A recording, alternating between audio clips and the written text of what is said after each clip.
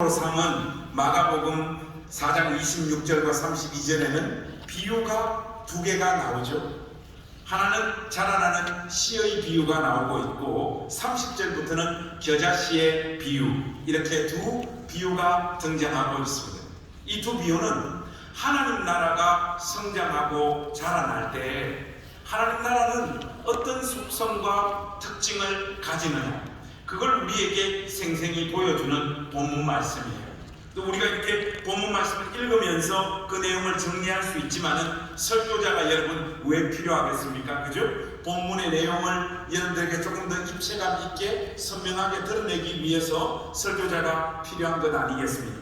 하나님 나라가 성장하고 자랄 때 하나님 나라는 어떻게 성장하고 자라는가? 먼저 자라나는 씨의 비유에 보시면 여러분 26절 말씀 한번 보시겠습니까? 26절 말씀에 보시면 또 이르시되 하나님의 나라는 사람이 씨를 땅에 뿌림과 같으니, 이렇게 말합니다. 솔직히 26절 말씀을 읽고 하나님 나라와 사람이 땅에 씨를 뿌리는 것과 하나님 나라가 똑같다고 했는데 이게 도대체 무슨 말일까? 아무리 고민을 해봐도 26절만 읽어서는 어떤 이미지가 우리 머릿속에 착상되어지지 않습니다. 근데 27절을 읽으니까 어떤 사람이 땅에 씨를 뿌리는 것이 왜 하나님 나라와 비슷한 면을 가지고 있는지를 우리가 좀 알게 되어집니다. 그런 의미에서 여러분 우리 27절 말씀 소리내서 한번 같이 읽어보실까요? 시작! 그가 밤낮 자고 깨고 하는 중에 씨가 나서 자라되 어떻게 그리 되는지를 알지 못하느니라. 여러분 이게 아주 중요한, 하나님 나라가 전진할 때 가지는 중요한 특징입니다. 그러니까 하나님 나라의 복음을 뿌린 그 당사자는 하나님 나라가 자기 주변에서 또 자기 안에서 어떻게 성장하고 자라는지를 감각하거나 잘 느끼지 못한다는 거예요. 내가 지금 주의 일을 하고 있는 것인지,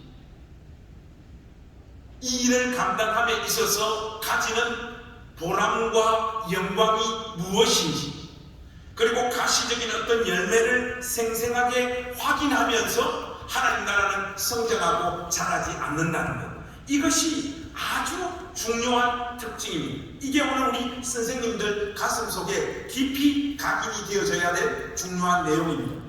28절에 보면 이 내용을 확실하게 조금 더 부연 설명하고 있는 내용이 등장하죠. 여러분들 28절 말씀 한번 보십시오. 땅이 열매를 맺기는 맺는데 어떻게 열매를 맺는다고요? 스스로 열매를 맺는다. 우리 한글 개역 개정 성경에는 땅이라고 하는 이 단어가 주어로 문장 맨 앞에 나와 있는데 헬라어 원문에 보면 스스로라고 하는 이 부사가 문장 맨 앞에 나와 있어요. 스스로라고 하는 이 아우토마테라고 하는 부사가 28절 전체를 이끌고 있을 뿐만 아니라 28절 전체를 강조하고 있습니다. 한마디로 하나님 나라는 스스로 성장하고 자란다는 거예요. 하나님 나라의 그 땅과 씨앗의 생명력과 역동성이 하나님 나라를 스스로 전진시키는 어떤 힘과 능력을 가지고 있다는 거예요. 여러분들 영어 공부나 신약 성경이 기록되어져 있는 헬라어를 조금만 공부를 해보면 그 언어적인 특징을 여러분들이 한 가지 분명히 알 수 있는데, 그게 뭔가 하면 굉장히 많은 영어 단어가 헬라어에서 파생되어져 나왔습니다. 지금 여기에 등장하고 있는 스스로에 해당하는 헬라어는 아우토마테라고 하는 단어인데, 이 아우토마테에서도 영어 단어가 하나 파생되어져 나왔어요. 우리 울산에 있는 낙인당교회 가족들에게 제가 물어봤어요. 여러분, 아우토마테에서 파생되어져 나온 영어 단어가 무엇일까요? 물으니까 울산 사람들 수준이 떨어집니다. 아우토만 이러고 자빠졌어요. 여러분, 아우토만은 독일의 고속도로 이름이잖아요. 아우토마테에서 파생되어져 나온 영어 단어는 오토매틱입니다. 하나님 나라는 그 자체의 생명력이 하나님 나라를 밀고 간다는 거예요.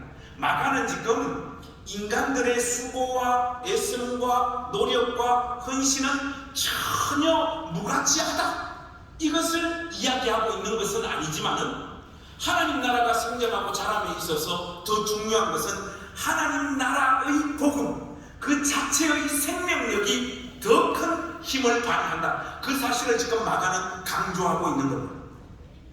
이 내용이 자라나는 씨의 비유에서 하나님 나라가 성장하고 자랄 때 가지는 중요한 특징으로 우리에게 지금 설명하고 있고요. 겨자씨 비유에서 또 하나 하나님 나라가 성장하고 자랄 때 가지는 중요한 특징을 우리에게 더 소개하고 있는데, 여러분 31절과 32절 말씀은 우리가 소리내서 한번 같이 읽어봤으면 좋겠습니다.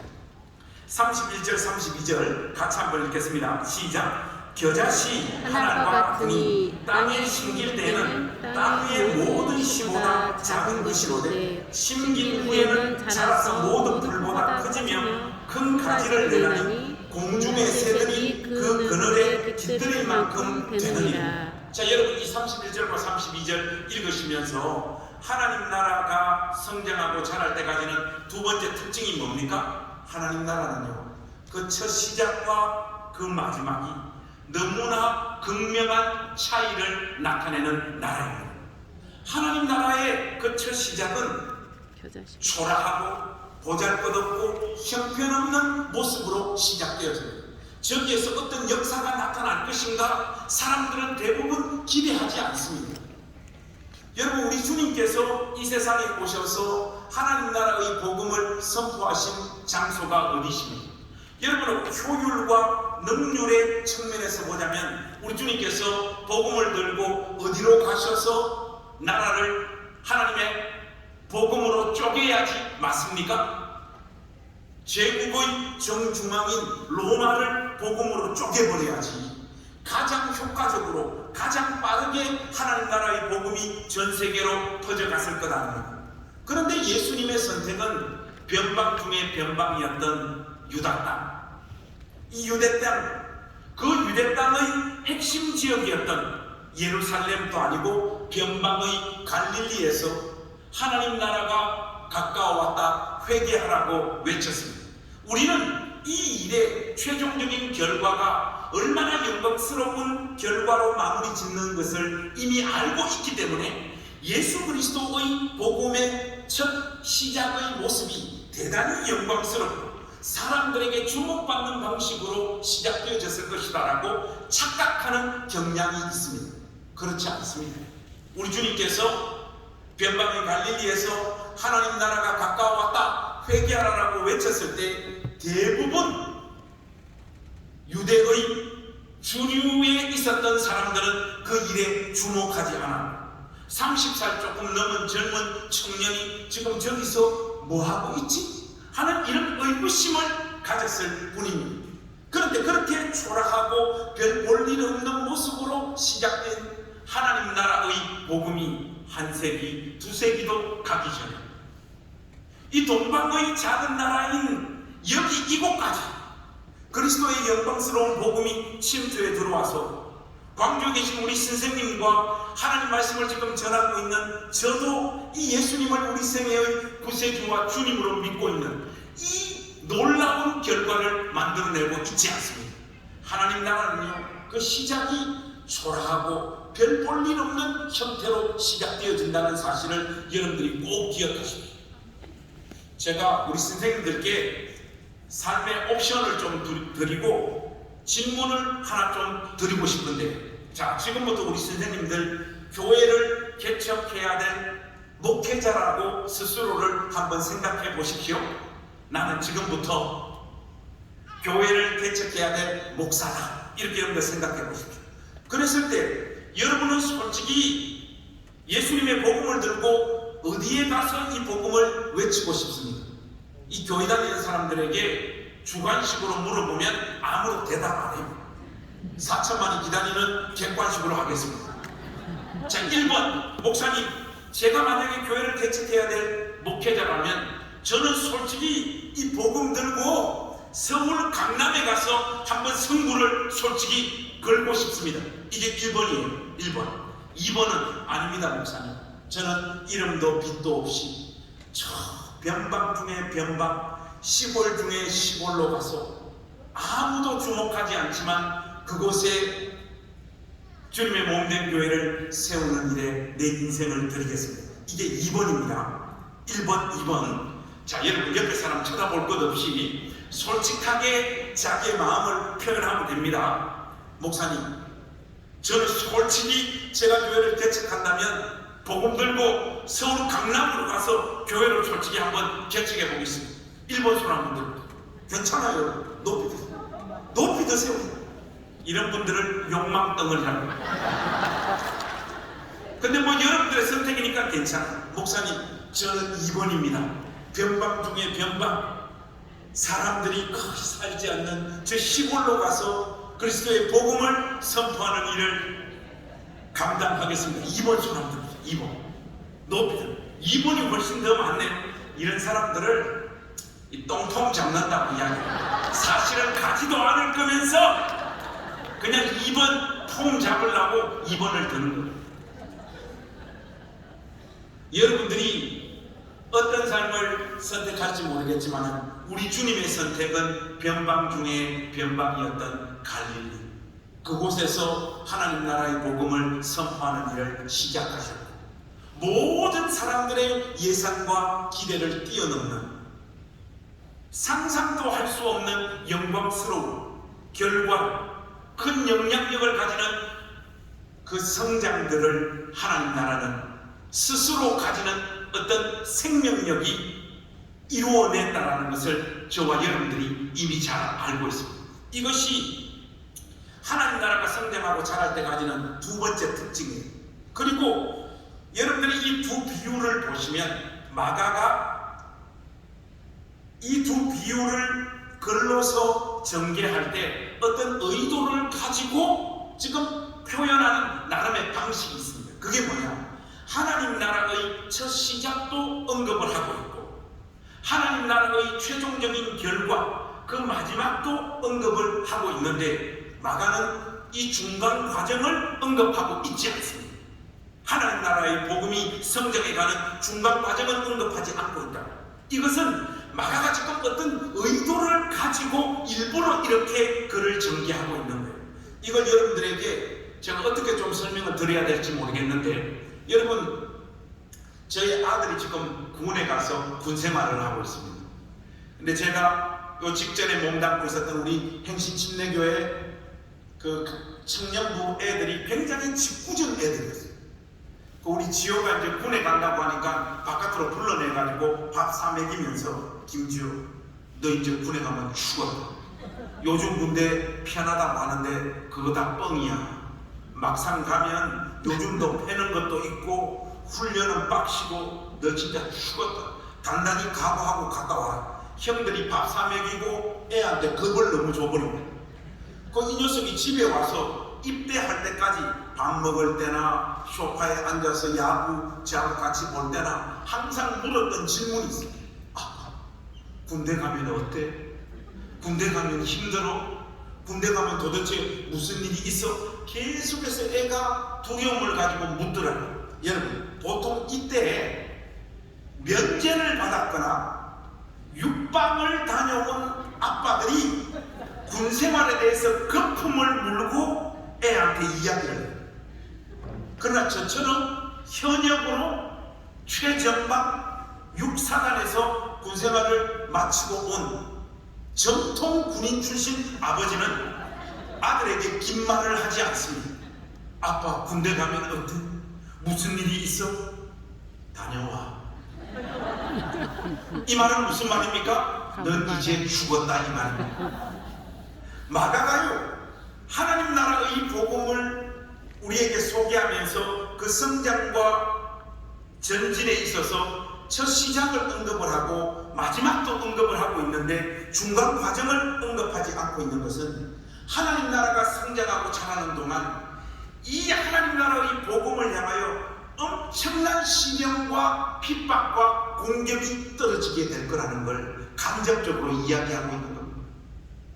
그런데 그것보다 더 중요한 중간 과정을 언급하지 않고 있는 핵심적인 이유는 엄청난 시련과 박해와 공격이 하나님 나라를 향하여 쏟아진다고 할지라도 하나님 나라의 복음은 그 모든 시련과 박해와 공격을 뚫고 하나님께서 처음 의도하셨던 그것 그대로의 영광스러운 결과를 반드시 열매 맺게 될 것이다 라고 하는 그 확신에서 중간 과정은 굳이 언급하지 않고 있는 겁니다. 이 세 가지가 마가가 하나님 나라가 성장하고 자랄 때 가지는 중요한 특징으로 지금 우리에게 소개하고 있는 내용입니다. 이 내용들이 오늘 이반 우리 선생님들 가슴 속에 잘 하나하나 그 내용들이 정리되어진 채로 잘 정리되어진 채로 기억되어지고 여러분들이 아이들을 가르치는 여정 내내 이 내용들이 여러분들의 삶과 가르침 안에 그대로 묻어 있으시기를 또 이 사실을 기억하시면서 교사로서의 여러분들의 여정을 걸어가시기를 주님의 이름으로 축복합니다. 근데 지금 대체적으로 보면 지금 아멘이 작잖아요. 그건 왜 그러냐? 도대체 무슨 말이지? 아직 모르는 거예요.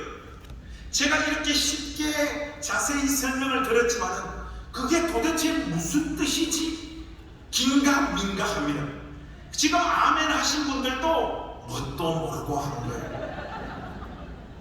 제가 이 내용들을 좀 입체감 있게 여러분들에게 전달하기 위해서 오늘 첫날이고 하니까 저의 삶을 여러분들하고 조금 나누기를 원합니다. 저는 예수 믿기 전에도 별로 행복한 사람이 아니었고 예수 믿고 난 다음에도 별로 행복한 사람이 아니었습니다.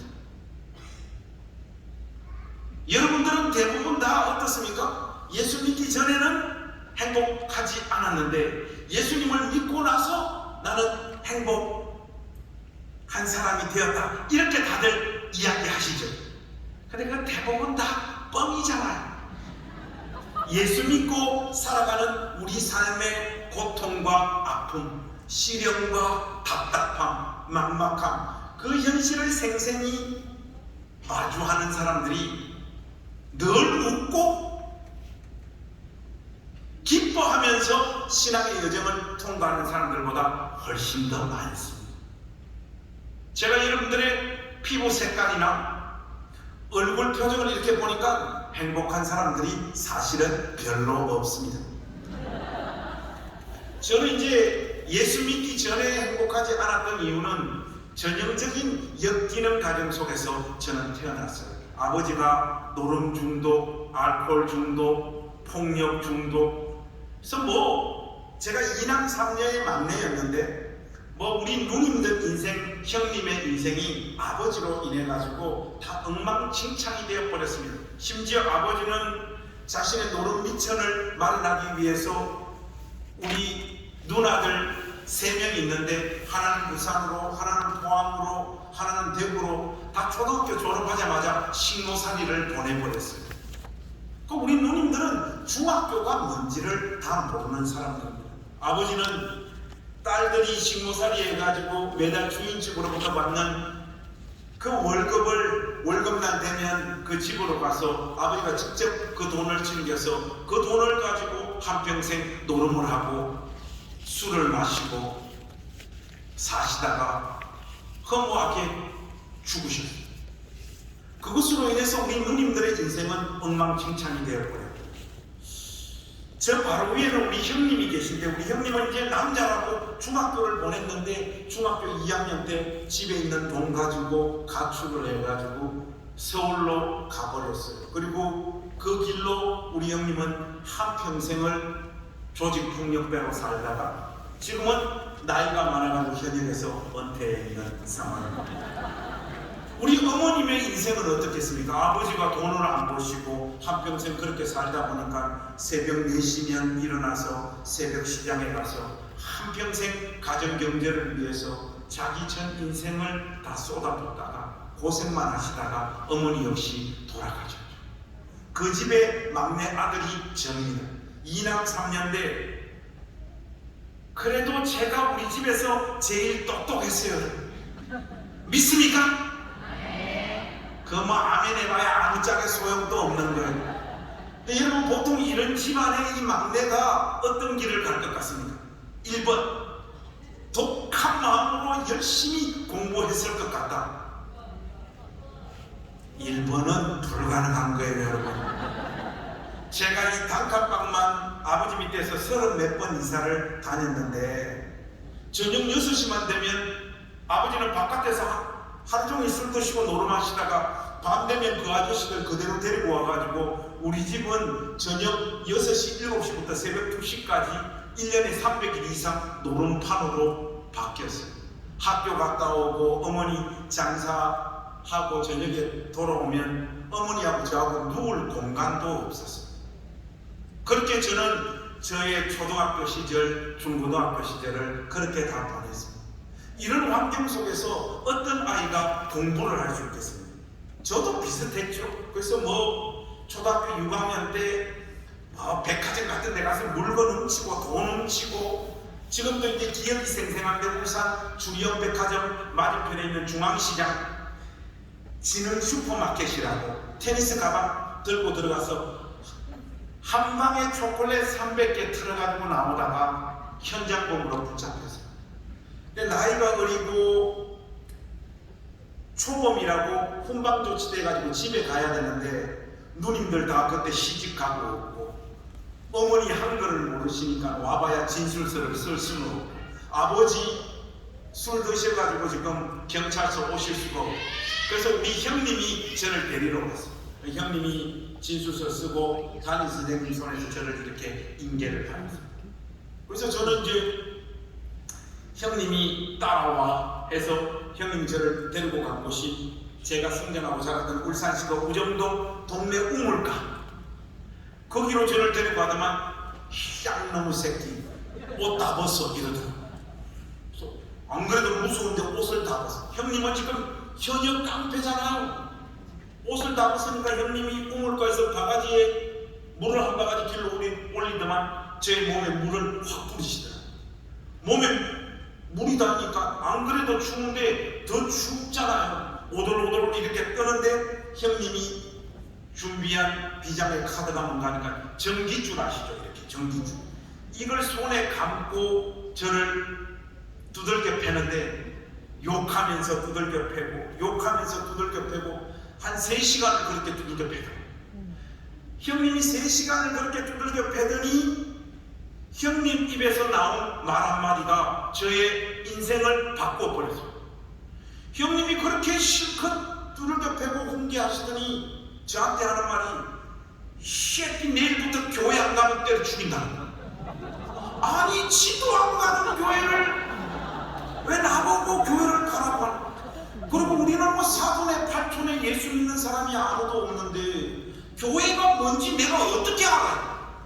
훗날 형님이 교회 가라고 하니까 무조건 일단은 교회를 가고, 훗날 알아보니까 제가 좀 도둑질하고 이렇게 돌아다니는 거 형님 뒤에 이미 들어간 거예요. 근데 깡패 형도 지 동생이 그렇게 사는 건 원치 않는 거예요. 그래서 동료 깡패들한테 물어봤대요. 내 동생 저거 벌써 도둑질하고 저렇게 돌아다니는데 저거 어떻게 하면 좋냐 하니까 동료 깡패 형들이, 야 그러면 네 동생 교회 한번 보내봐. 교회 가면 인간 된다 하더라. 그렇게 형님한테 일러준 걸 형님이 기억을 하고 저를 두들겨 패고 교회를 보낸 거예요. 형님이 교회에 대해서 나는 공부를 많이 했더라고요. 헌금 걱정은 하지 마라. 형님이 챙겨줄게 해서 예수 안 믿는 우리 형님이 챙겨주는 헌금을 들고 저는 초등학교 6학년 때 처음 교회를 가기 시작을 해서 오늘 이 광주 베델교회에 와서 여러분들에게 하나님 말씀을 전하는 동안 저 평생 단 한 번도 교회를 빠져본 적이 없습니다. 여러분, 제가 누구냐? 전 세계 최초로 불신자에게 전도받아서 목사 된 사람. 그렇게 해서 교회를 갔어요. 안 가면 죽으니까. 교회를 가니까 목사님이란 분이 설교를 하시더라고요. 예수를 바르고 진실하게 믿으면 하나님께서 복 주신다는 거예요. 한 개인에게도 복을 주시고 가정에도 복을 주시고 가문도 바꿔버린다는 거예요. 하루가 그 앞에 앉아있었던 아줌마도 지금 생각하면 권사님 집사님들 그분들이 아멘 아멘 아멘 하는데 저는 뭐 아멘이 뭔지 뭘 압니까?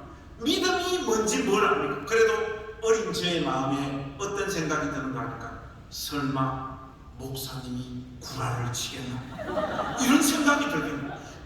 이 지긋지긋한 가난, 이 매일 아버지가 술 먹고 어머니 패고 가족들 패고 누님들 다 신고산에 보내가지고 집이 다 아사리탄이 되어버린 이런 지긋지긋한 우리 집도 진짜 예수님 믿으면 달라질 수 있고 변화되어질 수 있나, 그런 승부욕 같은 게 저 마음 가운데 찾아오더라고요. 그때부터 우리 고향교회 75년 역사상 신앙생활 제일 열심히 하는 해로 제가 바뀌어버렸어요.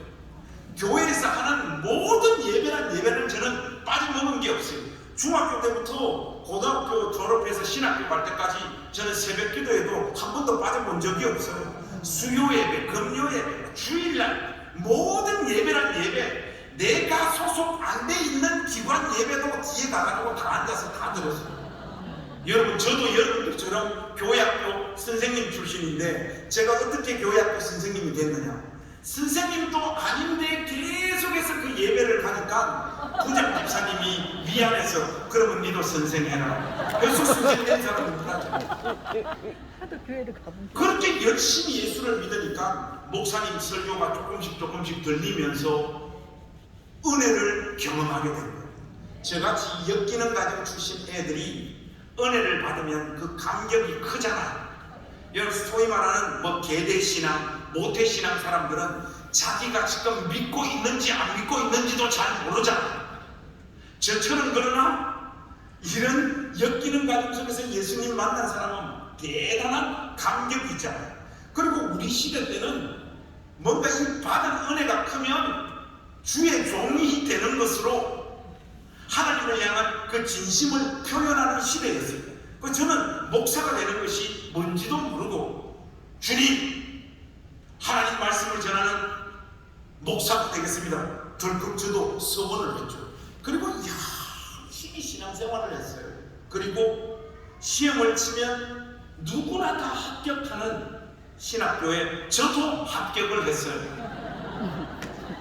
근데 이제 신학교 가기 하루 전날 그 6년이라고 하는 세월 동안 그렇게 열심히 주님을 섬기고 최선을 다하여 신앙생활을 했음에도 불구하고 뭐 우리 가정이나 집안 꼴이 달라지는 게 아무것도 없어요.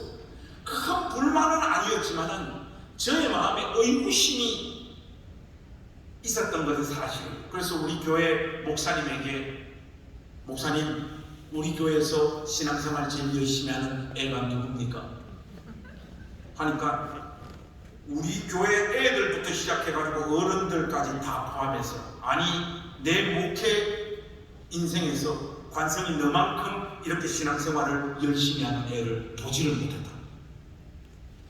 제가 목사님께 이 질문을 한 것은 목사님을 지금 코너로 놀아넣기 위한, 목사님 몇월 며칠날 목사님께서 예수님 바르고 진실하게 열심히 믿으면 개인의 삶도 가정의 삶도 가문도 다 복주시고 바꿔버린다고 목사님께서 그 설교하실 줄 알고 그러시더라고요.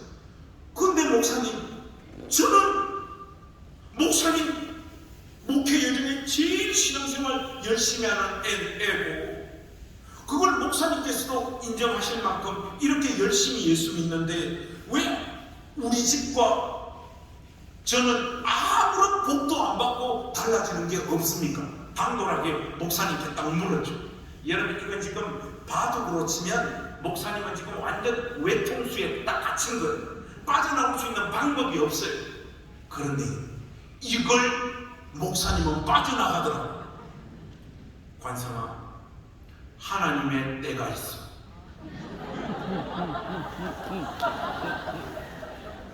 기분은 안 좋은데 묘하게 그 말이 설득이 되는 거예요. 그때 제가 알았어요. 세상에 말 잘하는 것들이 목사되는구나. 그때 제가 그걸 깨닫고 이걸 빠져나가네. 근데 목사님의 그 말씀이 설득력 있게 저 마음 가운데 다릅니다. 그래서 신학교 가서도 정말로 저는 열심히 주님을 섬겼습니다. 대전에서 울산으로 왔다 갔다 하면서 교회 학교 아이들 챙기고 학생의 애들 돌보고 자타가 인정할 만큼 저의 청춘과 저의 영혼과 뼈를 다 갈아 넣으면서 주님의 몸된 교회를 그렇게 열심히 섬겼어요. 그리고 그 과정 속에서 신학 수련 다 마치고 그때만 하더라도 좀 분위기가 외국 유학 한번 갔다 와야지 뭐 좀 크게 쓰임 받는다 뭐 이런 말도 안 되는 이야기들이 신학생들 사이에서 아름아름 꽃피고 있었던 시절이라 저도 유학을 가고 싶은 거예요. 영어는 못하는데 이거 어떻게 하면 좋지? 지금부터 영어 공부를 해야 되겠다 해서 영어 공부를 열심히 했습니다. 여러분 제가 태어나서 제일 많이 읽은 책이 성경이고 그 다음 많이 읽은 책이 성문종합론 40번 읽었습니다. 성문종합론을 40번 보니까 영어가 뚫리더라고요. 그래서 시험 쳐서 토플 점수 받아서 영국으로 집사람하고 유학 갔다 왔죠. 그리고 저 같은 환경 속에 놓여 있는 사람은 삶에 다른 옵션이 없습니다. 아버지가 뭐 교회를 물려줄 거예요. 누가 뭐 길을 열어줄 거예요. 그래서 제가 그때 가정 경제를 위해서 학원에서 애들 잠깐 영어를 가르치고 있었을 텐데 그 우리 원장님이 목사님 저희 신분을 알고 있었어요. 뭘 그렇게 공부를 하세요? 고민을 하세요? 제가 학원 교실 하나 내드릴 테니까 여기서 교회를 개척하라. 아 내가 왜 이걸 생각 못했을까? 학원 교실 하나니까 교탁 있으니까 강당, 애들 책글상 다 있으니까 회중석 15,000원짜리 십자가 뒤에 하나 걸고 우리 사람하고 저하고 교회를 개척을 하는데 막 저 마음에 그 감동이잖아. 비록 초라하게 이 교회를 시작을 하지만 하나님은 이 초라하게 시작하는 이 개척교회 위에 큰 은혜를 부어주실 것 같은 거예요. 그 확신이 막 저 가슴 속에 막 떠밀려 오더라고요. 근데 여러분 한 사람의 느낌은 위험하잖아요. 그래서 제가 우리 집사람한테 물어봤어요. 여보 우리도 이제 교회를 개척하는데 당신 마음에 하나님 주시는 어떤 은혜 이런 거 없냐? 왜 없냐? 기도하는데 막 눈물이 막 너무 쏟아지고 우리는 비록 아무것도 갖추어져 있지 않은 이런 초라한 교실에서 개척을 시작하지만 하나님께서 이 초라한 개척교회 가운데 크신 역사를 나타내 보실 것 같아요. 그 우리 집사람하고 저하고 마음이 똑같았어요. 그래서 우리 집사람하고 저하고 아무도 없이 그곳에서 교회를 개척을 했죠. 그런데 우리 사람하고 저의 생각은 착각이었어요. 개척교회 시작하기 전에도 거지였는데 개척교회를 한 5년 6년 하고 나니까 진짜 완전 안거지가 돼요. 정말 우리 가족이 길바닥에 내 앉아야 되는 상황까지 삶이 내몰리더라고요. 제가 그 첫 개척지에서 하나를 딱 배웠어요. 뭘 배웠느냐? 여자는 절대로 돈 없는 시간을 오래 견디지 못한다는 거예요. 우리 집사람 있잖아요. 전형적인 사모 스타일이에요. 사랑, 성품, 보드랍제, 온유하지. 제가 뭐 하자 그러면 다 순종하고 다 잘 따르고 헌신적인. 저 우리 집사람 같은 여자도 만나기 어려울 거예요. 이런 여자가 개척교회 한 5, 6년 하고 나니까 이 순한 양 같았던 여자가 호랑이 새끼로 돌변해버려요.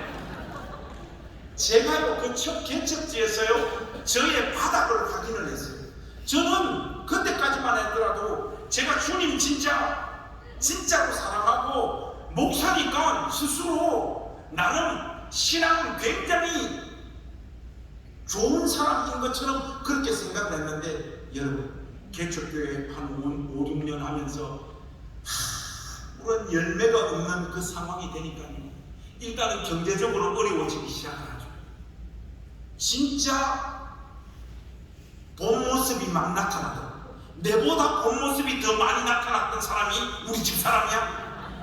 애들한테 보여줘서는 안 되는 모습들을 너무너무 많이 보여줘. 입만 열면 네가 목사냐? 그러면 그 이야기 듣고 참아야 되는데 니는 사모냐 이씨.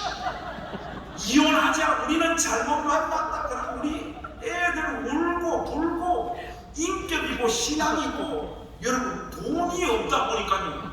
이거 진짜 완전 사람이 망가지고 바닥을 찍더라고. 여러분 지금 멀쩡히 여러분들 좀 믿음 있어 보이죠?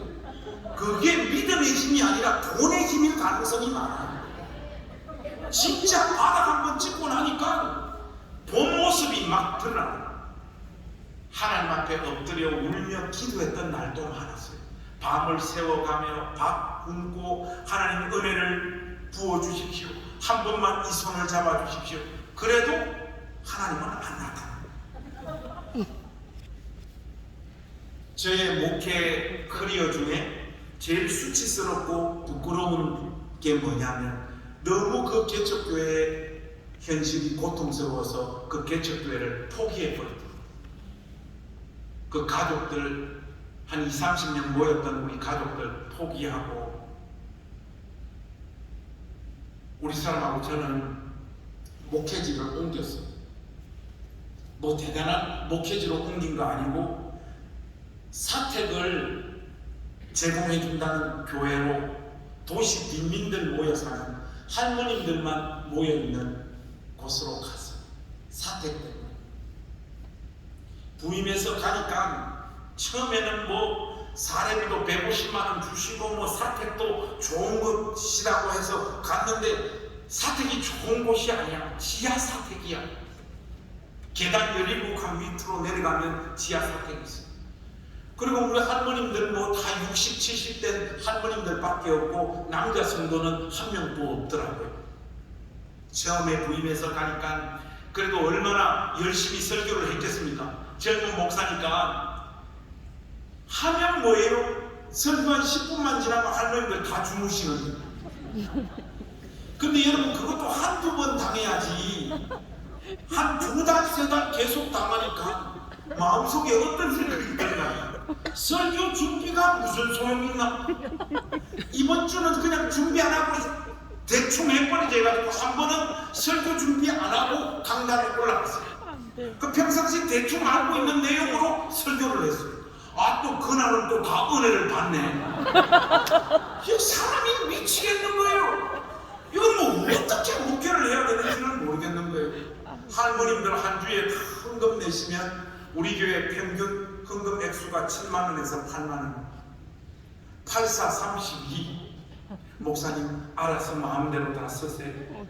그러면 그 돈 가지고 그 지하 사택에서 애들 둘이 데리고 목회를 하는데 목회도 목회지만 삶이 됩니까? 삶이 이어질 수가 없죠. 너무너무 고통스러운 거예요. 그때쯤 보니까 하나님이 나를 목사로 불렀나 안 불렀나 그게 설 의심되기 시작을 하더라고요.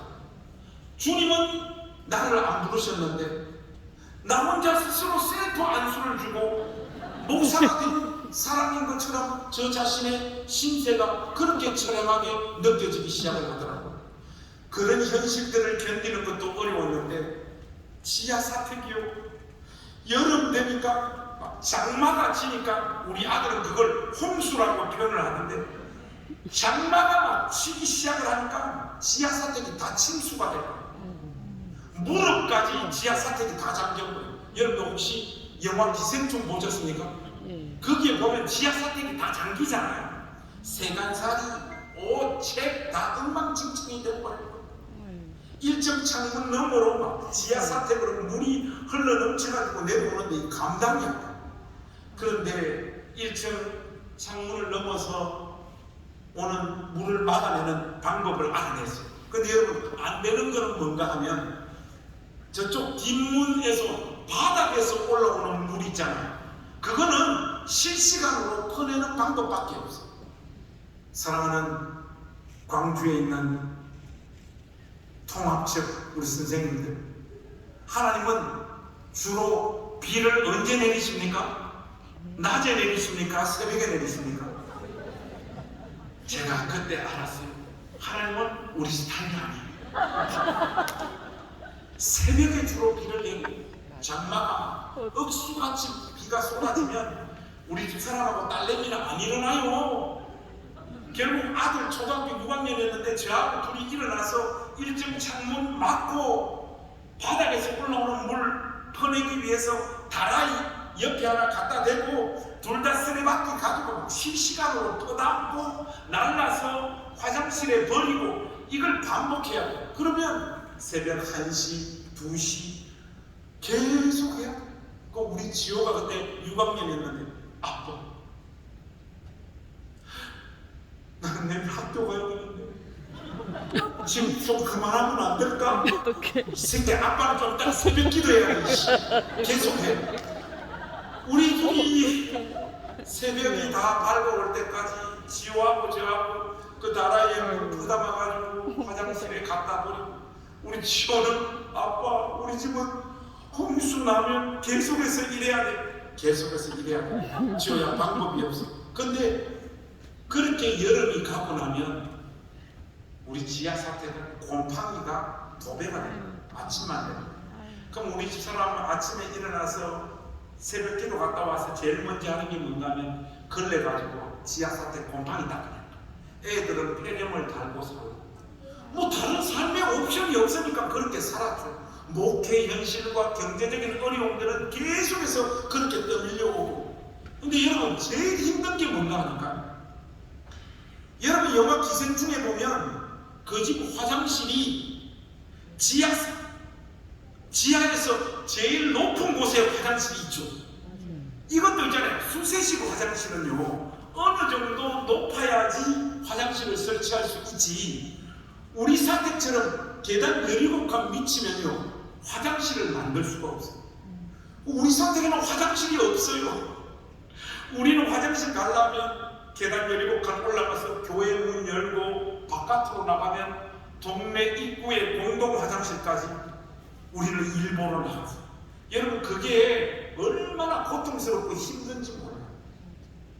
특히 겨울 때 진짜 힘들어요. 한 번에 새벽 기도 끝나고 미치겠다 진짜. 계단을 이렇게 틀레 내려오는데 교회 용어로 하자면 영감이 하나 탁 떠오르는 거예요. 영감이 뭐냐? 요강! 내가 이 요강을 왜 몰랐나? 요강을 쓰면 됐는데 해서 우리 아들 방에 가보니까 쓰레기통이 이렇게 큰 게 있더라고요. 우리 가족들 다 불렀어. 자, 우리 가족은 오늘부터 요강을 쓰는데 잘 들어라. 우리 네 가족이 여기 오줌을 싸는데 이까지 차면 멈춰라. 이게 이까지 찰 때까지 제발 오줌 좀 싸지 마라. 왜냐? 이거 여러분 새벽기도 끝나고 이거 들고 바깥에 갖다 버려야 되잖아요. 하면 이게 출렁출렁 하면 손에 오줌이 줄줄줄줄 흘러내리는 날들이 대부분이다.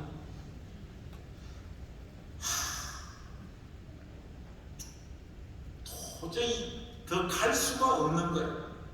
이런 모든 환경들.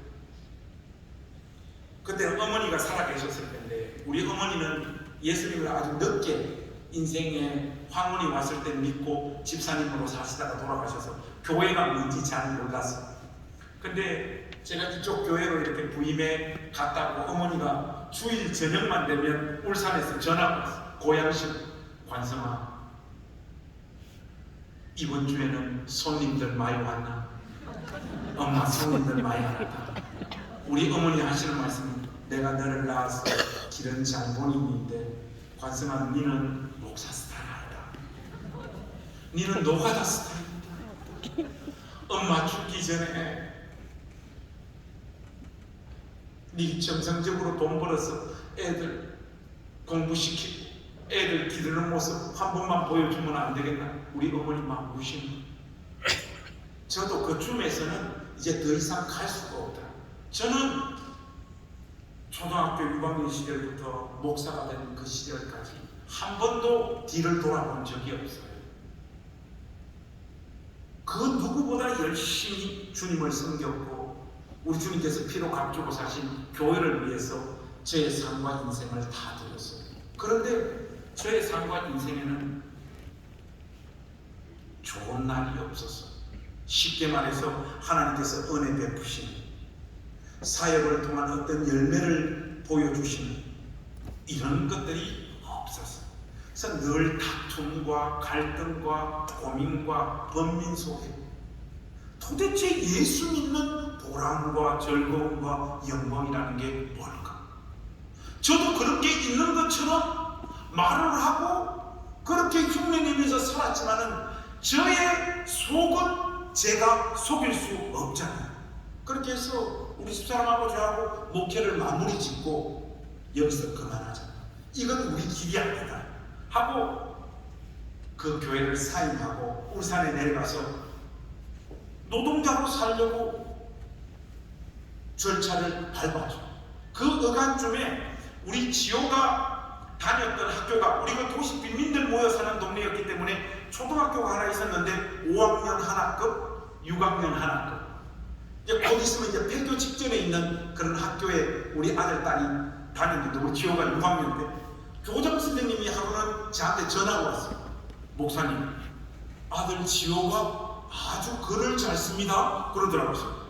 우리 아들이 글을 잘 쓴다고요? 하니까 글쓰기 반인데 지호 글이 장난이 아니에요. 요번에 학교 대표로 고양시 어린이 글쓰기 대회 나가서 지호가 1등하고 돌아왔습니다. 도대체 우리 지호가 무슨 글을 썼습니까? 단풍에 대해서 글을 쓸 때